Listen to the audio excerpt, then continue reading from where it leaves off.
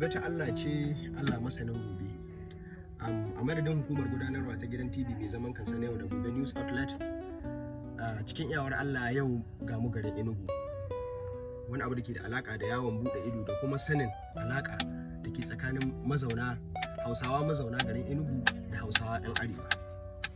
Kuma gashi Allah ya haɗa mu da Malam Ayuba, wani mazaunin Enugu mai harka ko sana'a napep.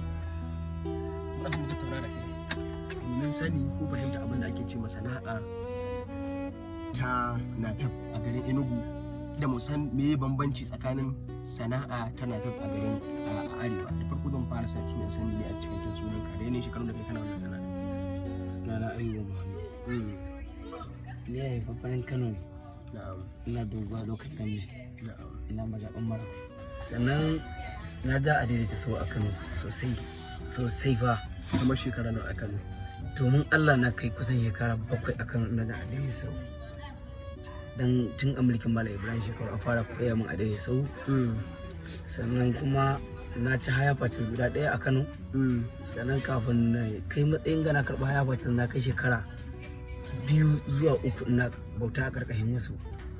Sannan na samu wanda na haunawa. Haka kuma da nawon kuma na sai da shi lokacin da na aure na bar nan na koma zuwa Abuja. Nan ma na ga Kano ta bi min Abuja, na ƙara komawa Kano. Sannan aka yi min hanyar zuwa Enugu.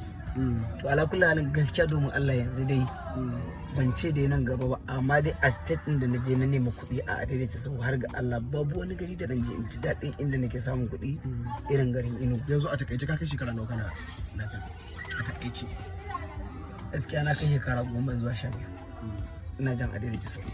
To tun asali dama kana da sha'awa ni game da ita napep din, ko kawai wata kaddarawa ce ta ubangiji? Wata kaddara ne gaskiya ta gifta min da kama jan a daidaita sau. Asali ba ita kake yi? Asali ba ita bane, okada nake yi, na je ne asidan alagwai. Da na warke sai aka yi min hanyar a daidaita sau a Kano. Shine ainihin abin da ya sana fara jan a daidaita sau, amma da ni ba na ma sha'awanta.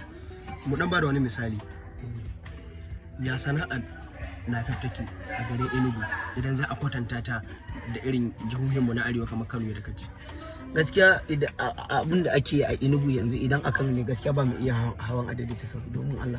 Misali saboda adaidaita sau yanzu ana sayin naira miliyan 1,300,500 ake sayin, amma za a baka shi a miliyan 7,500.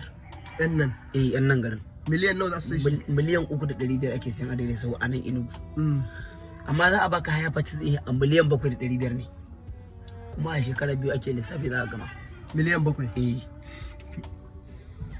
Lalle akwai bambanci. Yanzu irin can nawa kake bada shi a haya fatis? A can ana bada shi haya fatis gaskiya domin Allah ban sani ba, da mu mun haushi a 600 ne 700 lokacin da muka haushi a Kano, amma yanzu ban san ana ake bada shi ba, amma domin Allah na san dai ba zai kai haka kuɗi ba. Amma nan kuma a haka din ana karba? A haka din ana karba, gashi ma yanzu ina kai. A haka din ana karba duk sati. Abin da ake yin balatsin naira 60,000 ne duk sati. Duk satin duniya naira 60,000 ake yin balatsin a daidaita. Ban magana. Haka yana da nasaba da cewa garin yana da tsada ne, ko dai ita napep din ce ke da tsada?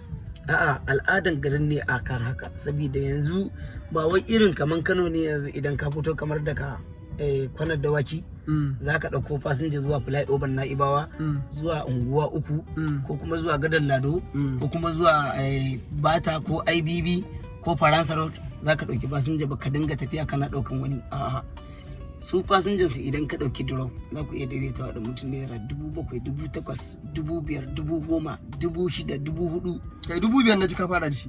Amma idan ka ɗauki drop ne, drop za ka ɗauka, duk fasinjan da ka samu drop ne, ba a jojjuna. duk wanda ka ɗauke shi a 200, ba wani wanda zai ƙara tare kai hawa mahin ɗinka, saboda su yanayin garin drop ne. In ka ɗauki mutum, duk wanda ka ɗauke shi drop ne, komai kankantin yaron za ka ɗauke shi, yawanci drone ne ba a cika daukan alon ba.